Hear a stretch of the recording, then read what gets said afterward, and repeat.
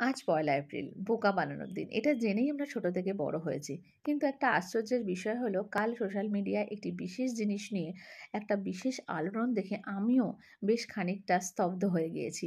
যে একটি ছোট ছেলে তার শিক্ষকের উত্তরে বলেছে যে সে বড় হয়ে বোকা হতে চায়। এই বোকা হওয়াতে সে কেন চায় যখন তার শিক্ষক সেই প্রশ্নও করে, তার উত্তরে সে বলে যদি সে বোকা হয় তাহলে সে কিন্তু কাউকে ঠকাবে না। অর্থাৎ তার মনে এই ধারণা পোষণ সে করে যে যারা নিজেরা চালাক তারা কিন্তু অন্যকে বোকা বানায় এবং অন্যদেরকে কষ্ট দেয়। তার বাবার সাথেও নাকি এরকমটা ঘটেছে। ফলে সে কিন্তু চালাক কিংবা মহাচালাক হতে চায়নি। সে চেয়েছে সে যেন বোকা হয়। কেন? কারণ বোকা হলে সে অন্য কাউকে বোকা বানিয়ে তাকে কষ্ট দেবে না, তাকে বঞ্চিত করবে না এবং তাকে ঠকাবে না। সে কাউকে ঠকাতে চায় না। এই যে গভীর জীবনবোধ, এই গভীর জীবনবোধ আজকে কিন্তু আমাদের প্রত্যেকটি মানুষের এবং আমার আপনারও ভীষণভাবে দরকার।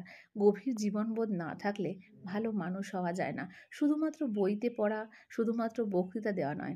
জীবনের প্রতিটা ক্ষেত্রে, জীবনের প্রতিটা রন্ধে, রন্ধে যদি আমরা সেই মানবিকতাকে জিইয়ে রাখতে না পারি, তাহলে বোধহয় আমাদের মানুষ হওয়াটা একটা অসাফল্যতায় পরিণত হয়।